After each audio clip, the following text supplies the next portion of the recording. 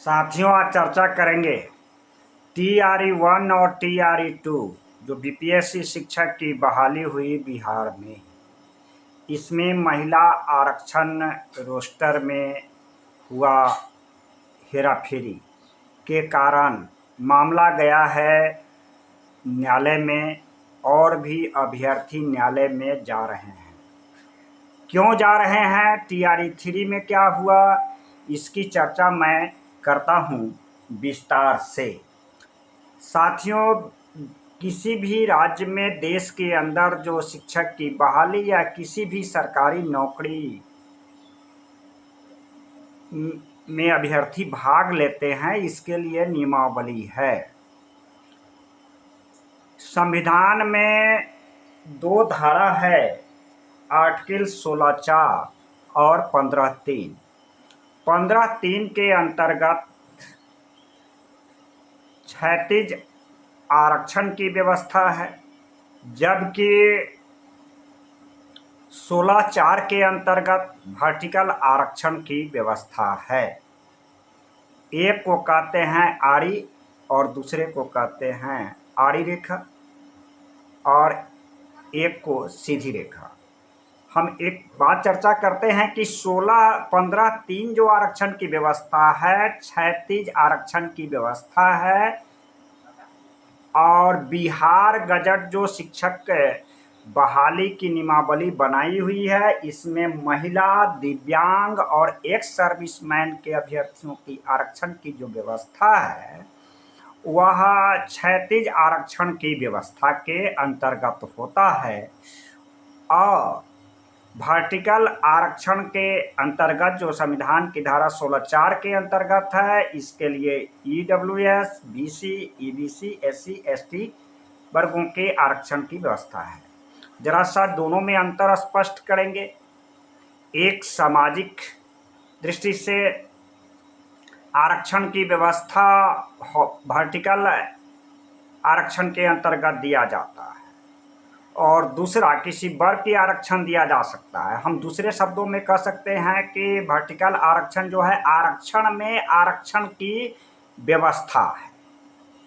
Vertical आरक्षण में और हॉरिजॉन्टल आरक्षण में शिक्षक की बहाली में महिला अभ्यर्थियों के लिए क्षैतिज आरक्षण की व्यवस्था होती है।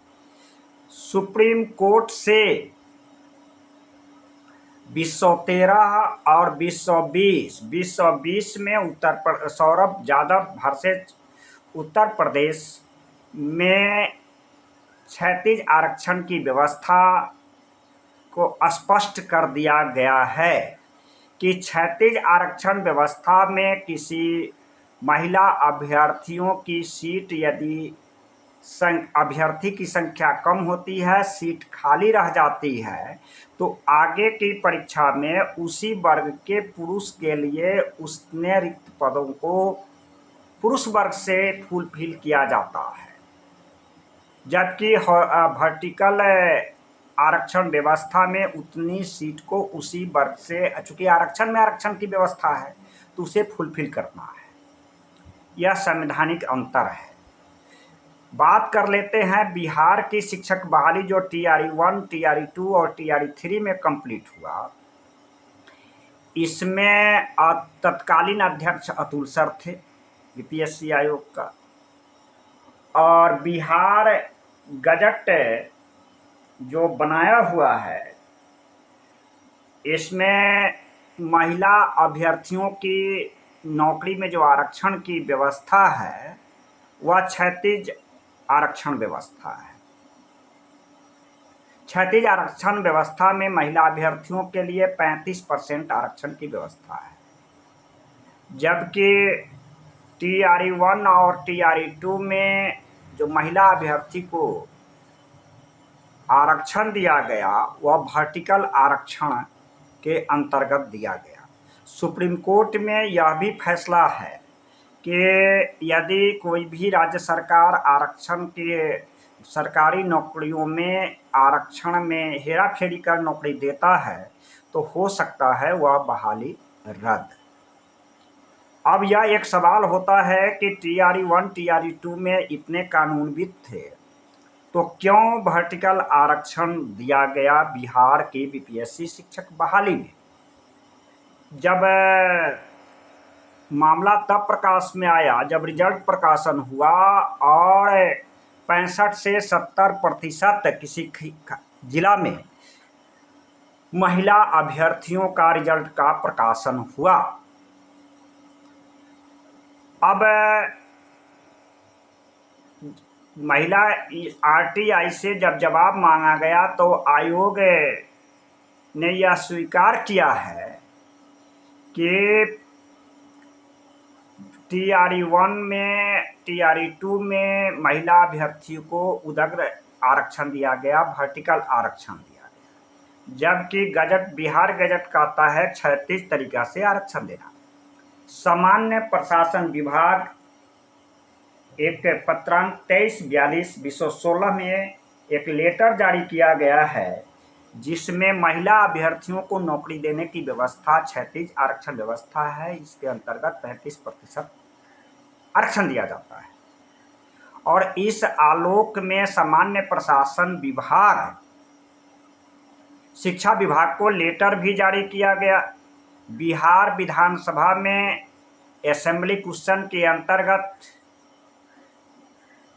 मंत्री महोदय विजय कुमार चौधरी ने जवाब दिए थे उस समय में कि बिहार में जो शिक्षक बहाली होती है वह 36 आरक्षण व्यवस्था के अंतर्गत होता है, जबकि आयोग का रिस्पॉन्सिबिलिटी बिहार की जो शिक्षक बहाली है उसमें रिजल्ट का प्रकाशन का दायित्व बनता है और वह वर्टिकल आरक्षण की व्यवस्था के अंतर्गत रिजल्ट का प्रकाशन किया।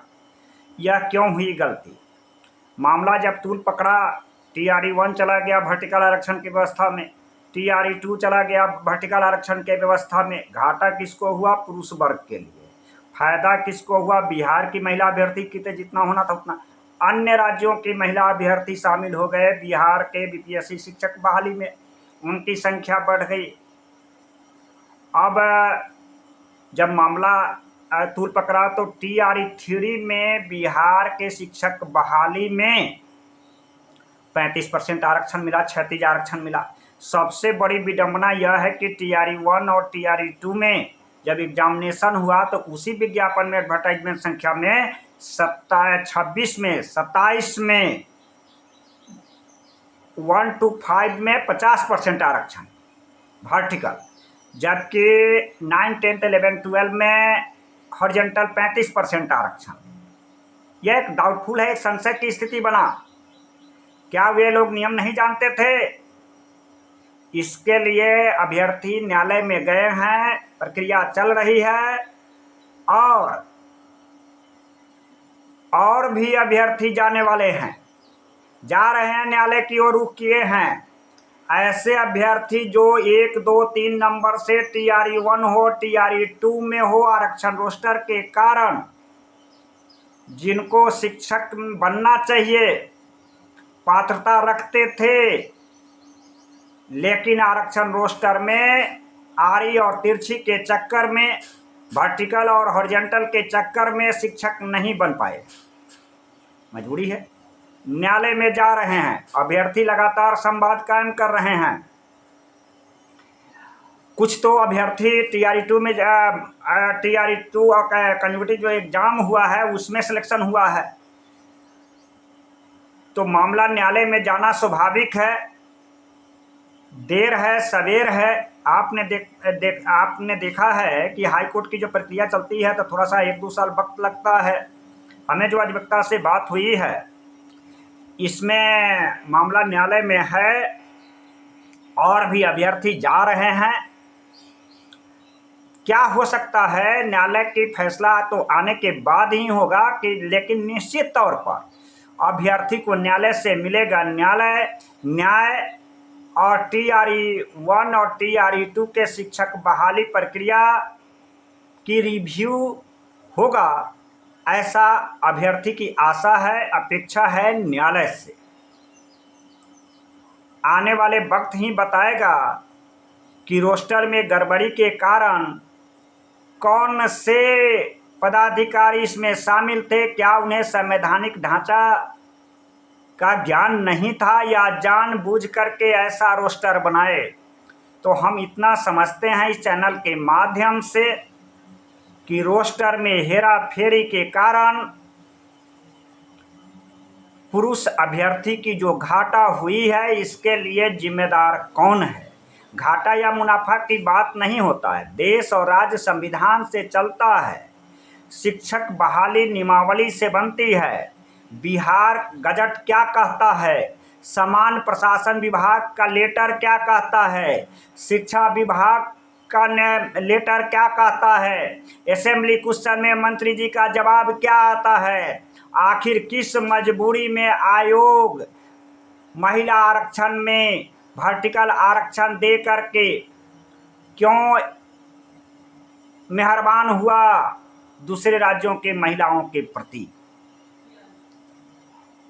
इस बात का जवाब तो न्यायालय से आएगा। लेकिन बिहार के पुरुष अभ्यर्थी की क्षति का जिम्मेदार कौन है? यह न्यायालय में मामला है, न्यायालय में मामला चल रहा है और आगे भी न्यायालय में जाने की प्रक्रिया जारी है। क्योंकि खास करके ऐसे अभ्यर्थी जो 1, 2, 3 नंबर से कट ऑफ को पार नहीं कर पाए, क्वालिफाइंग करने के बाद शिक्षक नहीं बन पाए, ऐसे अभ्यर्थी की निगाहें न्यायालय के फैसला पर टिकी हुई है और न्यायालय से न्यायालय की मांग के लिए न्यायालय में दस्तक देने जा रहे हैं। धन्यवाद।